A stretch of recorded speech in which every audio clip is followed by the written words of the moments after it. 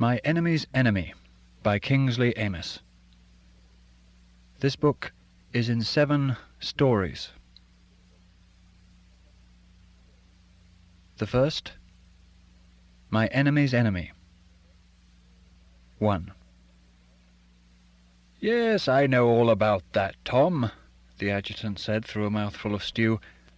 "But technical qualifications aren't everything. There's other sides to a signals officer's job, you know, especially while we're still pretty well static. The communications are running themselves, and we don't want to start getting complacent. My personal view is, and has been from the word go, that your friend Daly's a standing bloody reproach to this unit, never mind how much he knows about the 6th channel and the other boxes of tricks. That's a lineman mechanic's job anyway, not an officer's, and I can tell you for a fact I mean to do something about it, do you see?" He laid down his knife, though not his fork, and took 3 or 4 swallows of wine. "Well, your boy Cleaver doesn't impress me all that much, Bill," Thurston, who hated the adjutant, said to him. "The only time we've tried him on duty, he flapped." "Just inexperience, Tom," the adjutant said. "He'd soon snap out of that if we gave him command of the section. Sergeant Beach would carry him until he found his feet." I'd like to see that, I must say.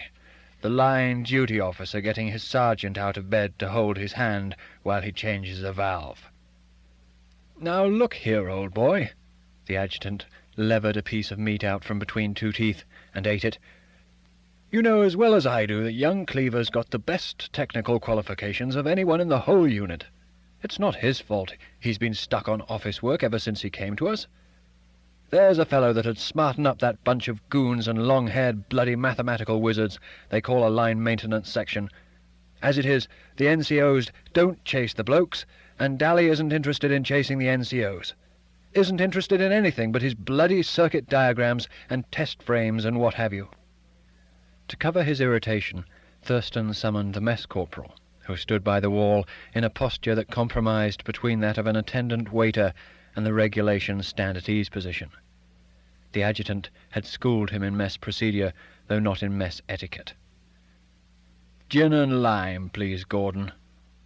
"Just as well, in a way, he is interested in line apparatus, isn't it, Bill? We'd have looked pretty silly without him during the move out of Normandy and across France. He worked as hard as any 2 of the rest of us, and as well. He got his bouquet from the colonel, didn't he? I don't grudge him that. I admit he did good work then. Not as good as some of his chaps, probably, but still he served his turn." "Yes, that's exactly it, Tom. He served his—" "According to Major Rylance, he was the linchpin of the whole issue," Thurston said, lighting a cigarette with fingers that were starting to tremble, "and I'm prepared to take his word for it. The war isn't over yet, you know. Christ knows what may happen in the spring. If Daly isn't around to hold the line maintenance end up for Rylance, the whole unit might end up in the muck, with the staff jumping on its back. Cleaver might be all right, I agree. We just can't afford to take the risk." This was an unusually long speech for anyone below the rank of major to make in the adjutant's presence. Temporarily gagged by a mouthful of stew, that officer was eating as fast as he could and shaking his forefinger to indicate that he would as soon as possible propose some decisive amendment to what he had just been told. With his other hand he scratched the crown of his glossy black head, looking momentarily like a tic-tac man working through his lunch break. He said indistinctly, "You're on to the crux of the whole thing, old boy. Rylance is the root of all the trouble. Bad example at the top, do you see?" Swallowing, he went on, "If the second-in-command goes round looking like a latrine detail and calling the blokes by their Christian names, what can you expect? You can't get away from it. Familiarity breeds contempt. Trouble with him is he thinks he's still working in the post office." A hot foam of anger seemed to fizz up in Thurston's chest.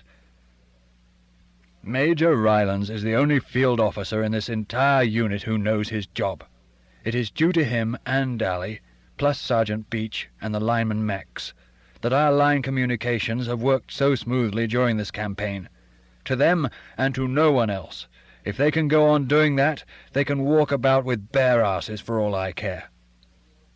The adjutant frowned at Thurston.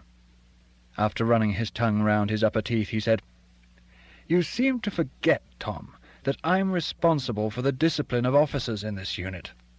He paused to let the other reflect on the personal implications of this, then nodded to where Corporal Gordon was approaching with Thurston's drink. As he signed the chit, Thurston was thinking that Gordon had probably been listening to the conversation from the passage. If so, he would probably discuss it with Hill, the Colonel's batman, who would probably report it to his master. It was often said, especially by Lieutenant Alessio, the Dally, now under discussion, that the Colonel's chief contact with his unit was through the rumours and allegations Hill, and to a less extent the adjutant, took to him. A tweak of disquiet made Thurston drink deeply and resolve to say no more for a bit. The adjutant was brushing crumbs off his battle dress, which was of the greenish hue current in the Canadian Army.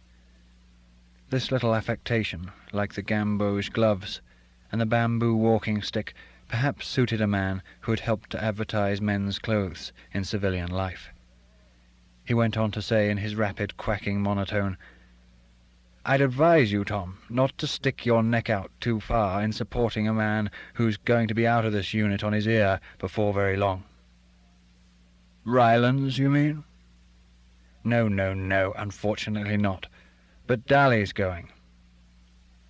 "That's Jen, is it?"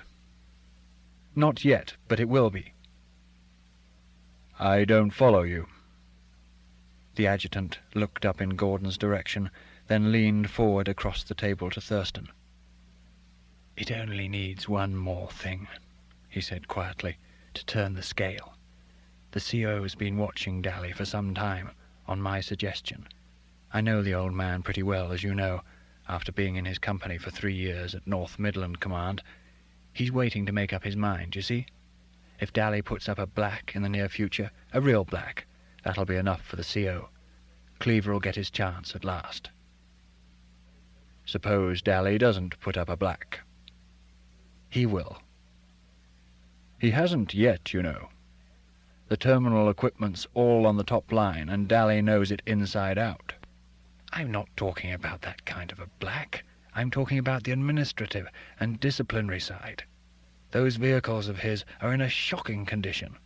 I thought of working a Snap 406 inspection on one of them, but that wouldn't look too good. Too much like discrimination. But there'll be something. Just give me time." Thurston thought of saying that those vehicles, though covered with months-old mud and otherwise offensive to the inspecting eye, were in good running order, thanks to the efficiency of the section's transport corporal.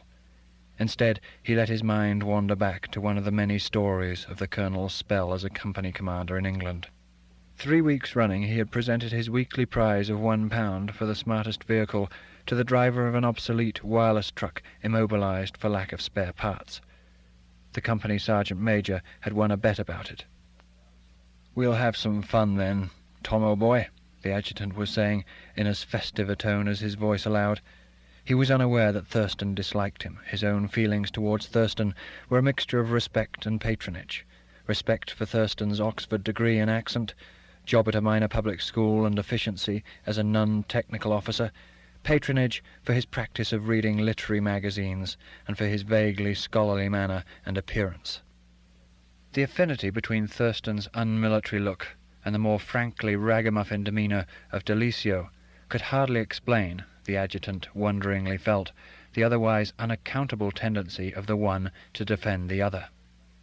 It was true that they'd known each other at the officers' training unit at Catterick, but what could that have to do with it? The adjutant was unaccustomed to having his opinions contested, and he now voiced the slight bafflement that had been growing on him for the last few minutes. "It rather beats me," he said, "why you're taking this line about friend Dally. You're not at all thick with him. In fact, he seems to needle you whenever he speaks to you. My impression is, old boy, for what it's worth, you've got no bloody use for him at all, and yet you stick up for him. Why?" Thurston amazed him by saying coldly, "I don't see why the fact that a man's an Italian should be held against him when he does his job as well as anyone in the sodding army."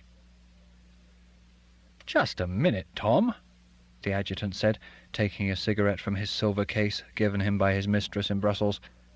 "That's being a bit unfair, you know.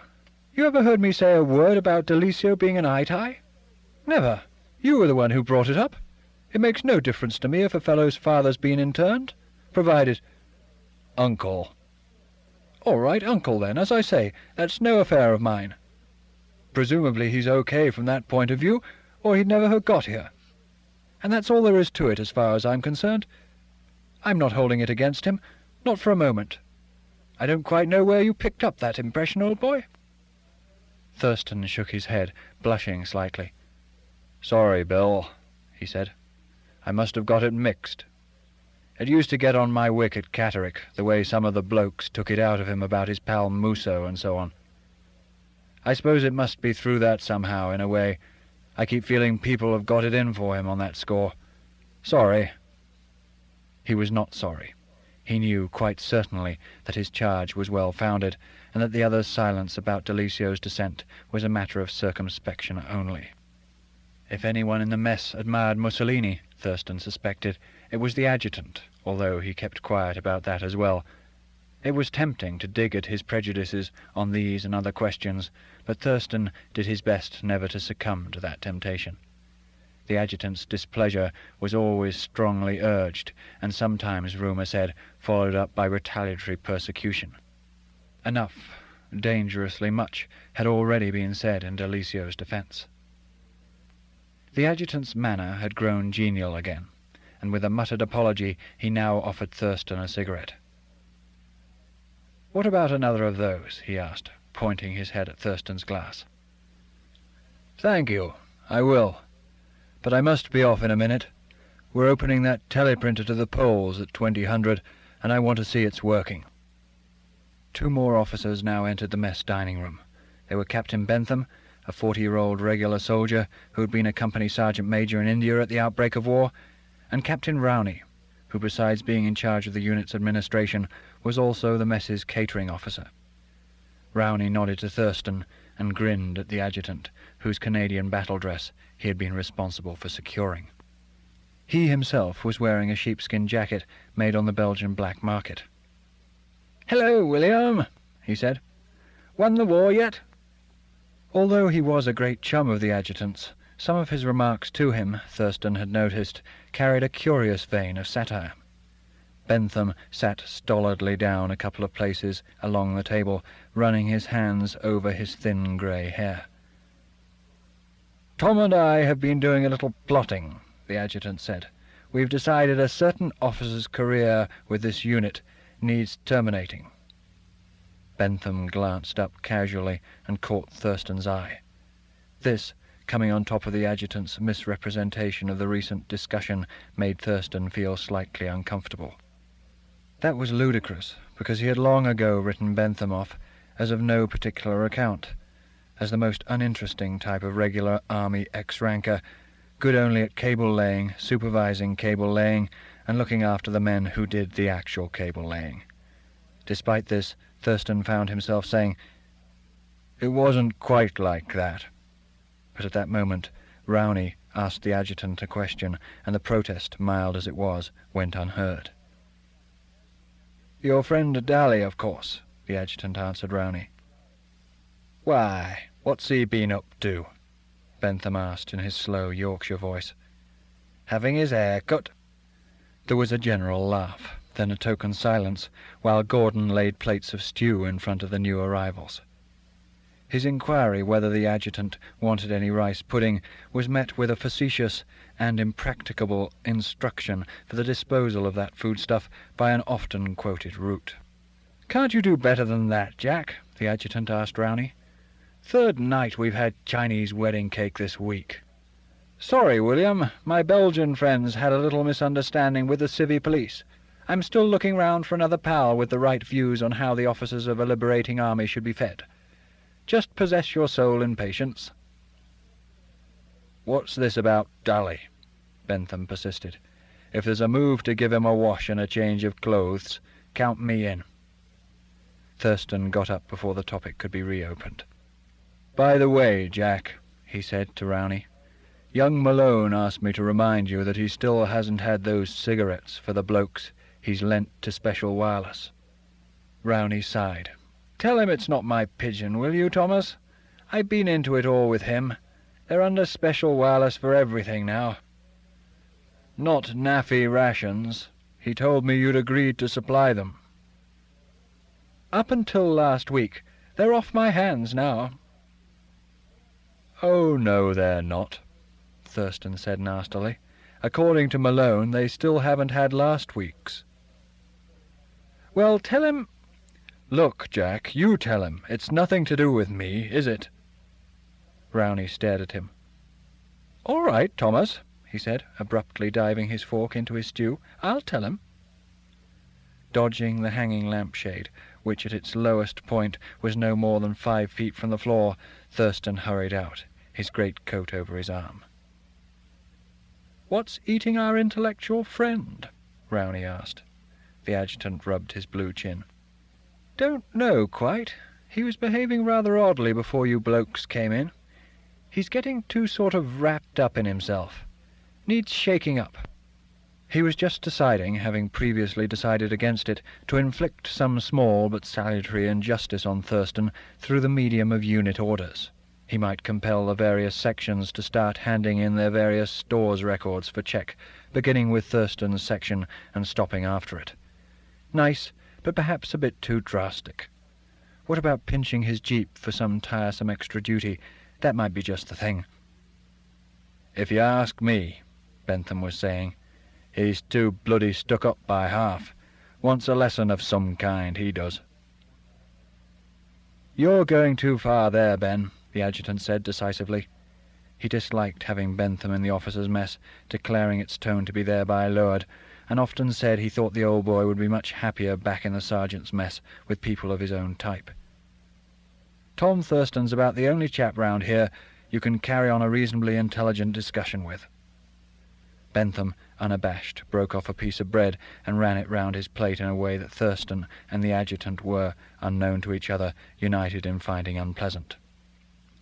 "What's all this about a plot about Daly?" he asked. 2. "You got that, Reg?" Delisio asked. "If you get any more interference on this circuit, put it back on plain speech straight away. Then they can see how they like that. I don't believe for a bloody moment the line's been relayed for a single bastard yard. Still, it's being ceased in a week or two, and it never was of the slightest importance, so there's no real worry. Now, what about the gallant Poles?" He spoke with a strong Glamorganshire accent, diversified by an occasional Italian vowel. "They're still on here," Reg, the lineman mechanic, said, gesturing towards the test teleprinter. "Want to see 'em?" "Yes, please." "It's nearly time to switch 'em through to the teleprinter room. We'll get that done before I go." Reg bent to the keyboard of the machine and typed, "How you getting on there? Reading me OK? K? There was a humming pause while Reg scratched his armpit and said, "Gone for a piss, I expect." "Ah, here he is." In typical but inextinguishably eerie fashion, the teleprinter took on a life of its own, performed a carriage return, moved the glossy white paper up a couple of lines, and typed, "For Christ's sake, quit bothering me. Not 2,000 hours yet, KKK." Delisio, grinning to himself, shoved Reg out of the way and typed, "Chief Signal Officer, British Liberation Army, ear. Watch your language, my man, KKKK. The distant operator typed, "You go and screw yourself, Jack.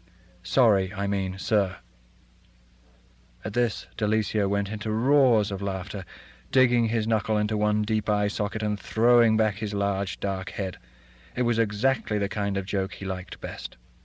He rotated a little in the narrow aisle between the banks of apparatus and test panels, still laughing, while Reg watched him with a slight smile.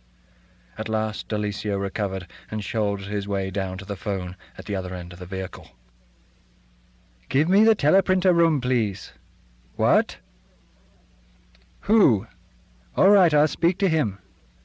"Terminal equipment, Delisio here." "Yes." Oh, really? It hasn't?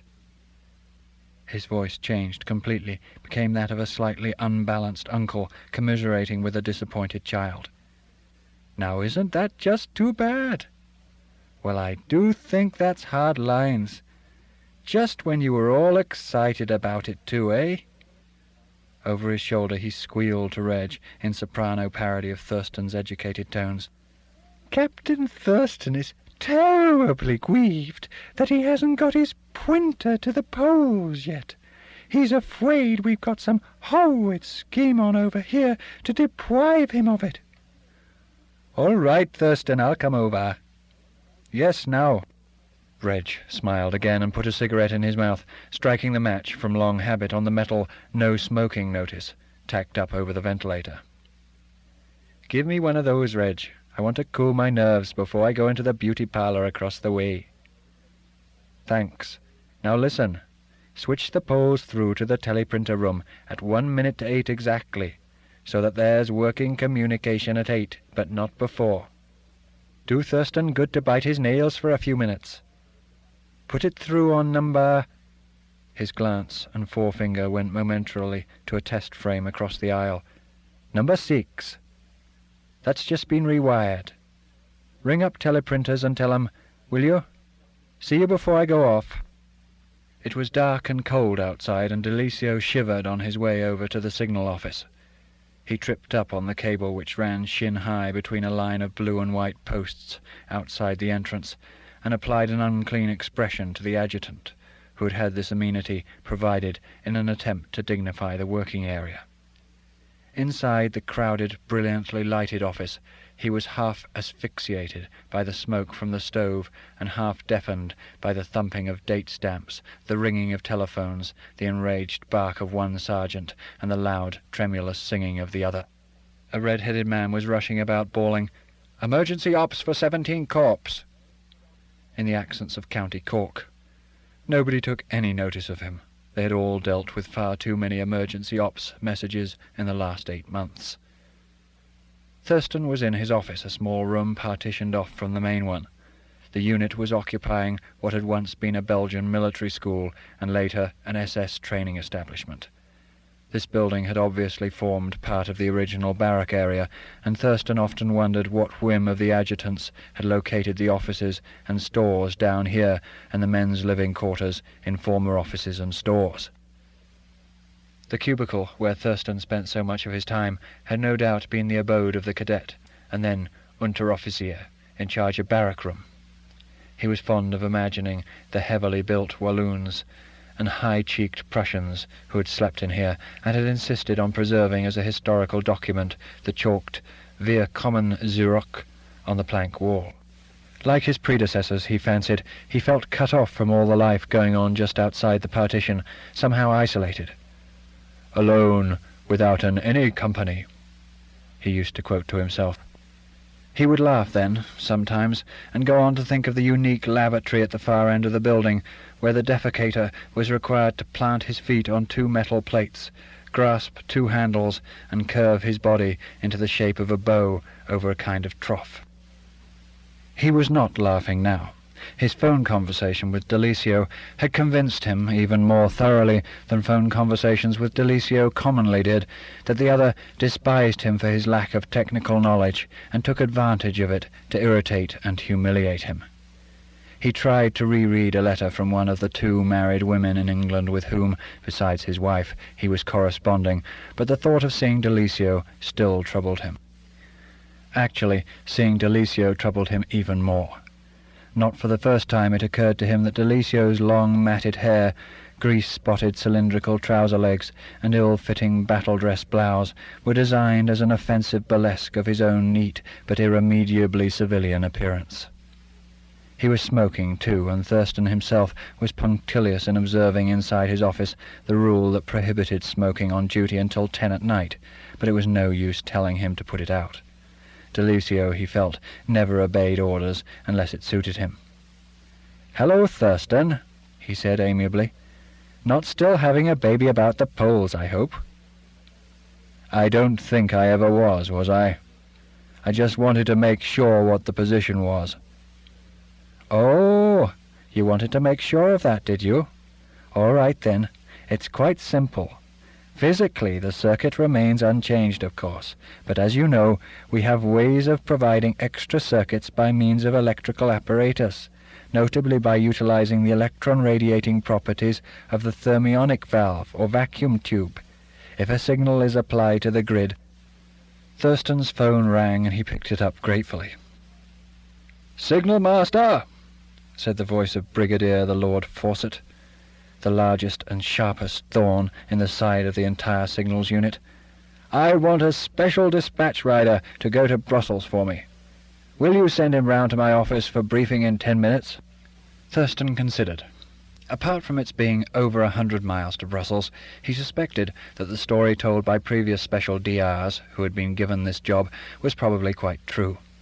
The purpose of the trip was to take in the Brigadier's soiled laundry and bring back the clean stuff, plus any wines, spirits, and cigars that the Brigadier's Brussels agent, an RASC colonel at the headquarters of the Reserve Army Corps, might have got together for him.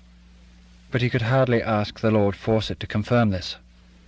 Why was it that his army career seemed littered with such problems?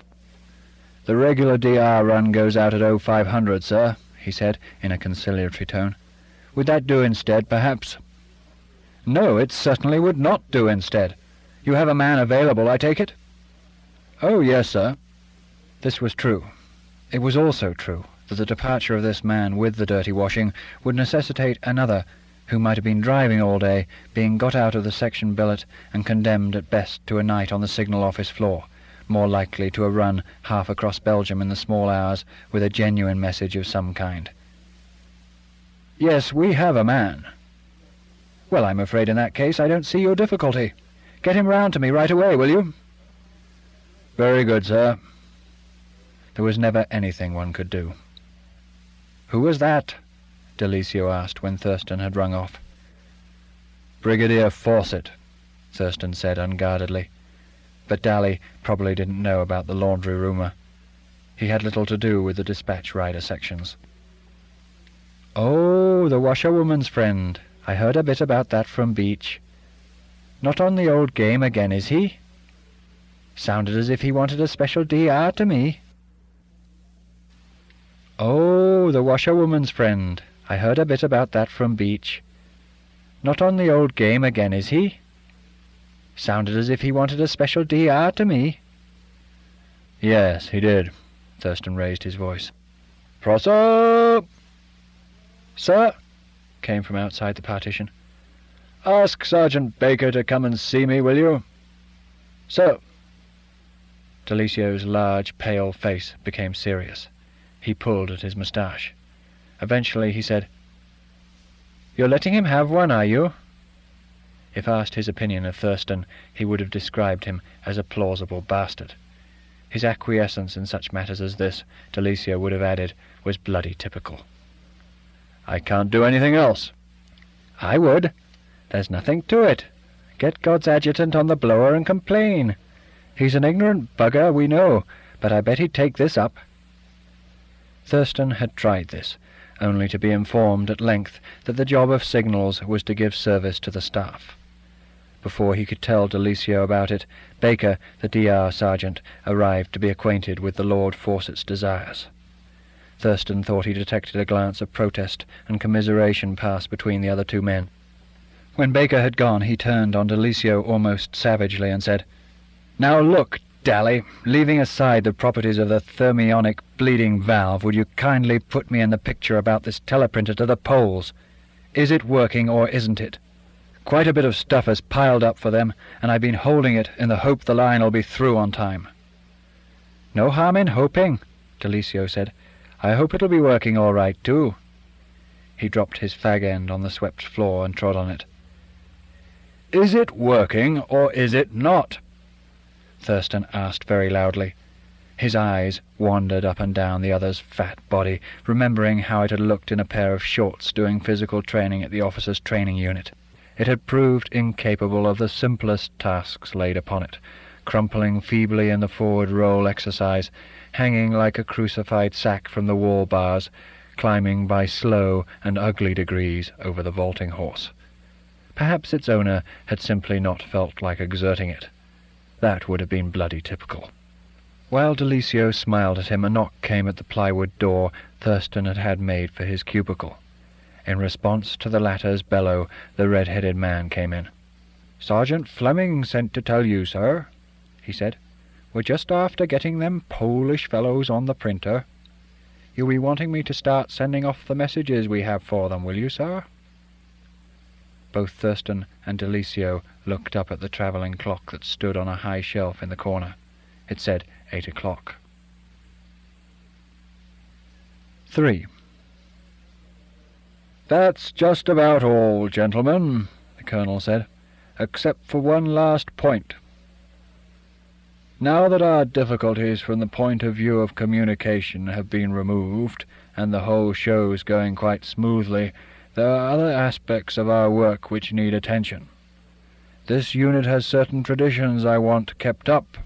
One of them, of course, is an absolutely 100% degree of efficiency in all matters affecting the disposal of signals traffic. From the time the in-clerk signs for a message, from the staff to the time we get—" "He means the out-clerk," Thurston thought to himself. The little room where the officers, warrant officers, and senior NCOs of the unit held their conferences was unheated, and the Colonel was wearing his knee-length sheepskin coat, another piece of merchandise supplied through the good offices of Jack Rowney, in exchange perhaps for a few gallons of petrol or a couple of 100 cigarettes. Malone's men's cigarettes, probably. The coat, added to the CO's platinum blonde hair and moustache, increased his resemblance to a polar bear. Thurston was in a good mood, having just received the letter which finally buttoned up arrangements for his forthcoming leave. 4 days with Denise in Oxford, and then a nice little run up to town for 5 days with Margot. Just the job. He began composing a nature note on the polar bear. "This animal, although of poor intelligence, possesses considerable cunning of a low order. It displays the utmost ferocity when menaced in any way. It shows fantastic patience in pursuit of its prey, and a vindictiveness which—" The Colonel was talking now about another tradition of his unit, its almost unparalleled soldier-like quality, its demonstration of the verity that a signals formation of any kind was not a collection of down-at-heel scientists and long-haired mathematical wizards. Thurston reflected it was not for nothing that the adjutant so frequently described himself as the Colonel's staff officer. Yes, there he was, Arctic fox or, if they had them, Arctic jackal, smiling in proprietary fashion at his chief's oratory. What a bunch they all were! Most of the high-ranking ones had been lower-ranking officers in the Territorial Army during the 30s, the Colonel, for instance, a captain, the adjutant a second lieutenant. The war had given them responsibility and quick promotion, and their continued enjoyment of such privileges rested not on their own abilities, but on those of people who had arrived in the unit by a different route. Post office engineers whipped in with a commission, older regular soldiers promoted from the ranks, officers who had been the conscripts of 1940 and 1941. Yes, what a bunch. Thurston remembered the parting words of a former sergeant of his who had been posted home a few months previously. "Now I'm going, I suppose I can say what I shouldn't. You never had a dog's bloody chance in this lot, unless you'd been at North Midland Command with the ADG and the CO, and we all know it's the same in that mess of yours. If you'd been in the TA like them, you were a blue-eyed boy, otherwise you were done for from the start. It's all right, sir, everybody knows it. No need to deny it."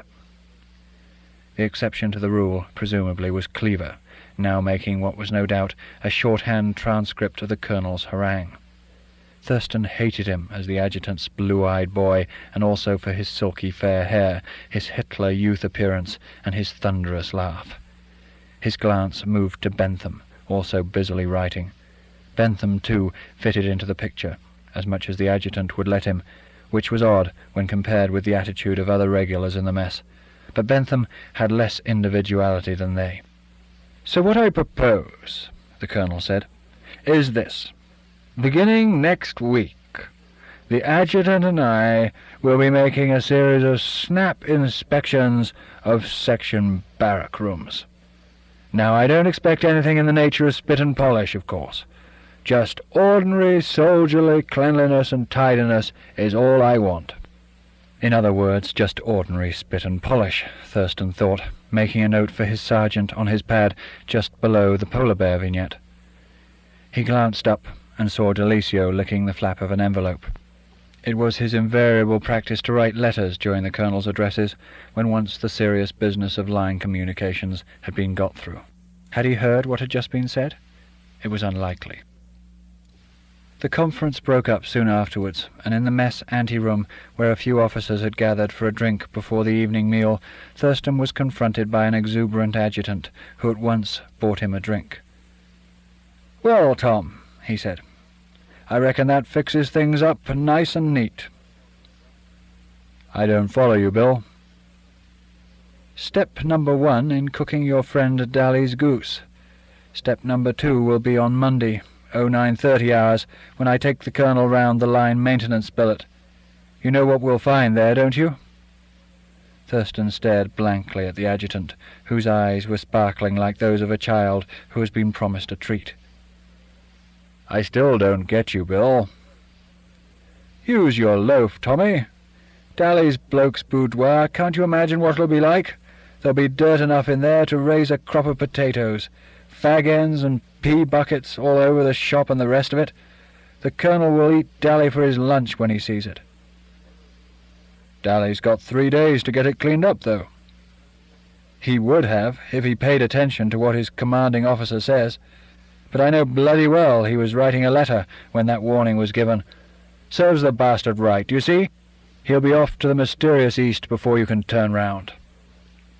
"How much does the colonel know about this?" "What I've told him."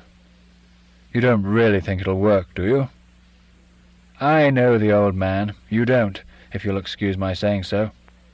"It's a lousy trick, and you know it, Bill," Thurston said violently. "I think it's completely bloody." "Not at all.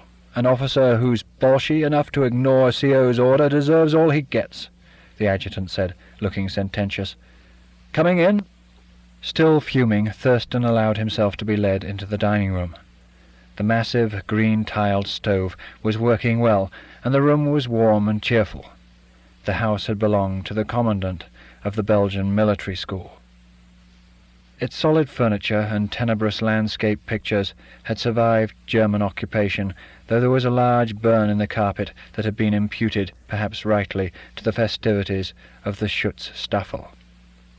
Jack Rowney, by importing photographs of popular entertainers, half-naked young women, and the commander-in-chief, had done his best to document the colonel's thesis that the officers' mess was also their home. The adjutant, in excellent spirits, his hand on Thurston's shoulder, sent Corporal Gordon running for a bottle of Burgundy. Then, before they sat down, he looked very closely at Thurston. "Oh, and by the way, old boy," he said, a note of menace intensifying the crack in his voice, "you wouldn't think of tipping your friend Daly the wink about this little treat we've got lined up for him, would you? If you do, I'll have your guts for garters." Laughing heartily, he dug Thurston in the ribs and added, "Your leave's due at the end of the month, isn't it? Better watch out you don't make yourself indispensable here. We might not be able to let you go, do you see?" 4. Early on Monday, Thurston was walking up from the signal office towards the area where the men's barrack rooms were. He was going to find his batman and arrange to be driven some 20 miles to the department of the Advocate General's branch, which handled divorce. The divorce in question was not his own, which would have to wait until after the war, but that of his section cook, whose wife had developed an immoderate fondness for RAF and USAAF personnel. Thurston was thinking less about the cook's wife than about the fateful inspection scheduled to take place any minute now. He realized he had timed things badly, but his trip had only just become possible, and he hoped to be out of the area before the colonel and the adjutant finished their task. He was keen to do this because the sight of a triumphant adjutant would be more than he could stand, especially since his conscience was very uneasy about the whole affair. There were all sorts of reasons why he should have tipped Delisio off about the inspection. The worst of it was, as he had realized in bed last night, when it was too late to do anything about it, that his irritation with D'Alessio over the matter of the Polish teleprinter had been a prime cause of his keeping his mouth shut. He remembered actually thinking more than once that a thorough shaking up would do D'Alessio no harm, and that perhaps the son of an Italian cafe proprietary in Cascade, Glamorganshire, had certain disqualifications for the role of British regimental officer. He twisted up his face when he thought of this, and started wondering just why it was that the adjutant was persecuting D'Alessio. Perhaps the latter's original offence had been his habit of doing bird warbles while the adjutant and Rowney listened to broadcast performances of the Warsaw Concerto, the Intermezzo for Cavalleria Rusticana, and other sub-classics dear to their hearts. Cheeping, trilling, and twittering, occasionally gargling like a seagull, D'Alessio had been told to shut up or get out, and had done neither. Thurston's way took him past the doors of the notorious line maintenance billet. There seemed to be nobody about. Then he was startled by the sudden manifestation of two soldiers carrying brooms and a bucket. One of them had once been in his section, and had been transferred early that year to one of the cable sections. He had forgotten which one. "Good morning, McLean," he said. The man addressed came sketchily to attention. "Morning, sir." "Getting on all right in number 1 company?" "Yes, thank you, sir. I like it fine." "Good. What are you fellows up to so early in the morning?" They looked at each other, and the other man said, "Cleaning up, sir. Fatigue party, sir." "I see. Right, carry on." Thurston soon found his batman, who agreed with some reluctance to the proposed trip, and said he would see if he could get the jeep down to the signal office in 10 minutes. The jeep was a bone of contention between Thurston and his batman, and the batman always won in the sense that never in his life had he permitted Thurston to drive the jeep in his absence. He was within his rights, but Thurston often wished, as now, that he could be allowed a treat occasionally. He wished it more strongly when a jeep with no exhaust and with 7 men in it came bouncing down the track from the number 1 company billet area. They were laughing, and 2 of them were pretending to fight. The driver was a lance corporal. Suddenly the laughing and fighting stopped, and the men assumed an unnatural sobriety. The reason for this was provided by the immediate emergence into view of the colonel and the adjutant moving across Thurston's front. They saw him at once. He hastily saluted, and the adjutant, as usual, returned the salute. His gaze met Thurston's under lowered brows, and his lips were gathered in the fiercest scowl they were capable of. Thurston waited till they were out of sight, and hurried to the door of the line maintenance billet. The place was deserted. Except in illustrations to army manuals and the like, he had never seen such perfection of order and cleanliness. It was obviously the result of hours of devoted labour. He leant against the doorpost and began to laugh. 5. "I gather the plot against our pal Daly misfired somewhat," Bentham said in the mess dining-room later that day.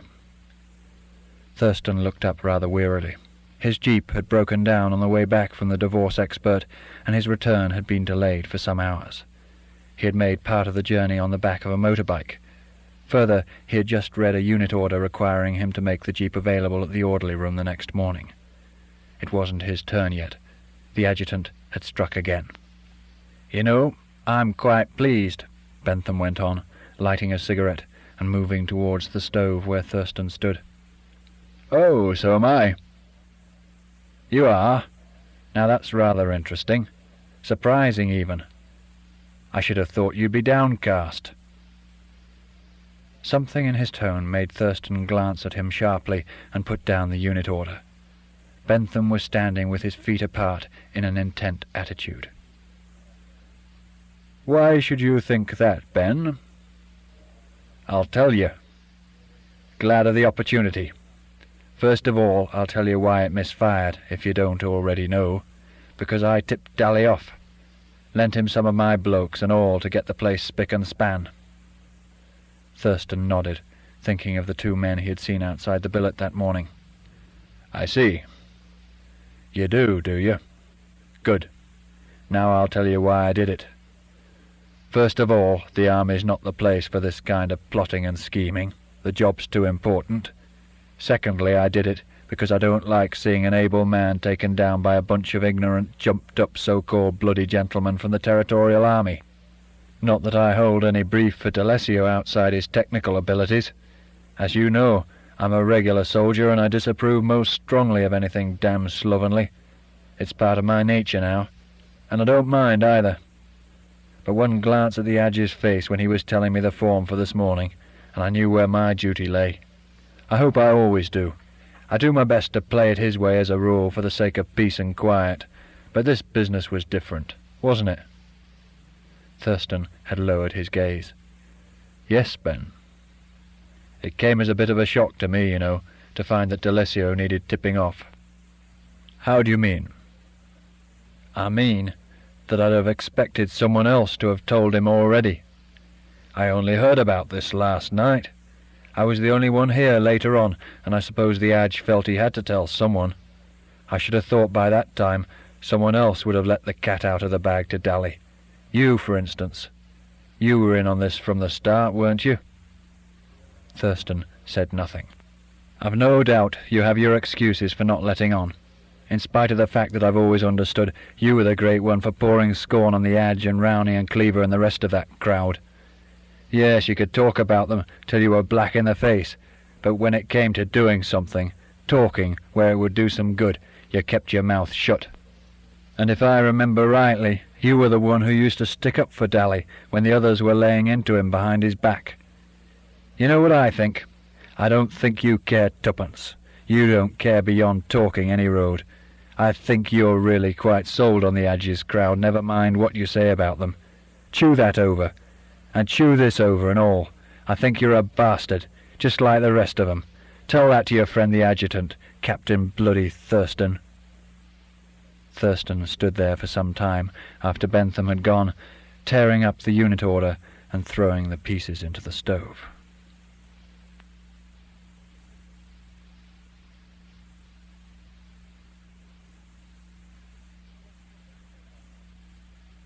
Court of Inquiry. 1. "You free for a bit this afternoon, Jock?" Major Raleigh asked me in the mess anteroom one lunchtime in 1944. "I think so, Major," I said, "provided I can get away about 3:30. I've got some line tests laid on for then. What do you want me for, anyway?" "Here, let me top that up for you, old boy." Raleigh seized a passing second lieutenant by the elbow. "Ken, run and get my Batman to bring me one of my bottles of scotch, will you? Oh, and incidentally, what's become of your vehicle toolkit deficiency return? It was supposed to be on my desk by 10:00 this morning. Explanation?" During this and what followed it, I first briefly congratulated myself on being directly responsible to the CO, the most incurious officer in the whole unit, rather than coming under Raleigh's command. Then I wondered what was in store for me after lunch. Perhaps a visit to another binoculars establishment or camera warehouse the Major had discovered. My alleged technical proficiency had made me in some demand for such expeditions. Finally I looked about me. The mess occupied a Belgian provincial hotel, and this was its lounge, a square room lined with burst leather-padded benches. Officers sat on them reading magazines. Only the fact that 2 or 3 of them were also drinking stopped the place looking like a barber's waiting room. Outside it was raining a little. The Major returned, smiling deprecatingly, and resembling more than ever a moustached choir-boy in battle dress. "Sorry about that," he said, "but you've got to keep them on their toes.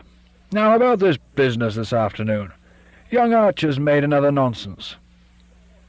"What's he done this time?" "Lost a charging engine, left it behind on the last move, and naturally when he sent a party back the natives had removed it, or so the story goes. I reckon that sergeant of his, Parnell, isn't it, held a wayside auction and flogged it for a case of brandy. Anyway, it's gone." "Wait a minute, Major. Wouldn't it have been one of those wee 1260-watt affairs that take about a fortnight to charge 6 batteries? The ones nobody ever uses." "I wouldn't go all the way with you there, old boy." The Major rarely went all the way with anyone, anywhere. Very often he went no distance at all. Aren't they obsolete?"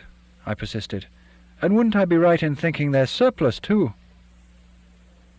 "That's not the point. This one was on young Archer's charge. The quartermaster has his signature. Ah, here we are. Give me your glass, Jock." "Thanks. Well, where do I come into this, sir? Do I hold Archer for you while you beat him up, or what?" The Major smiled again, fixedly this time. "Good idea. Seriously, though, I've had just about enough of young Archer. I want you to serve on the Court of Inquiry with me and Jack Rowney, if you will, in my office. I'll take you over after lunch." The Major's modes of operation within his company were often inventive, to the point of romanticism, but even for him this was a far-fetched creation. "Court of Inquiry? But couldn't we get this thing written off? There's surely no need—" "I'd get someone else if I could, but everybody's got their hands full except you."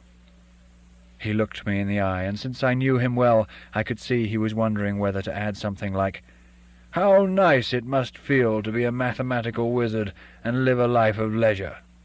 Instead, he waved to someone behind me, called, "Hello, Bill, you old chiseler," and went to greet the adjutant, just arrived, presumably on a goodwill mission from Unit HQ. There was much I wanted to ask Raleigh, but now it would have to keep. 2. Lunch in the heavily panelled dining room was served by 3 Belgian waitresses wearing grey dresses and starched aprons. Their ugliness was too extreme to be an effect of chance. Perhaps they had been selected by a Burgeo-magisterial committee as proof against the most licentious of soldiery. Such efforts would have been wasted. Libido burnt feebly in Raleigh's domain. The meal was stew and diced vegetables, followed by duff full of grape pips. While he ate it, the adjutant, resplendent in a new Canadian battle dress, chaffed Raleigh in the quacking voice which Archer was so good at imitating. I thought about Archer and one or two of his nonsenses. The trailer nonsense had been a good instance of the bad luck he seemed to attract. The trailer had had a puncture on a long road convoy led by him, and since trailers carried no spare wheel, had clearly been unable to proceed farther. But if General Coles, commanding the 11th 17th Army Corps Group, was going to be able to communicate with his lower formations that evening, it was as clearly essential that the convoy should proceed further, and soon. With rather uncharacteristic acumen, Archer had had the trailer unloaded and then jacked up with both its wheels removed, reasoning that it would take very energetic intervention to steal the thing in that state. But someone did. Then there had been the telephone exchange vehicle nonsense. On another convoy, Archer had gone off without it, an action threatening similarly grave disservice to General Coles. Fortunately, one of my sergeants, happening to watch Archer's wagon train lumbering out, had gone and kicked out of bed the driver of the exchange vehicle, promising violence if his wheels were not turning inside 10 minutes. A message by motorbike to the head of the convoy recommending a short halt had done the rest.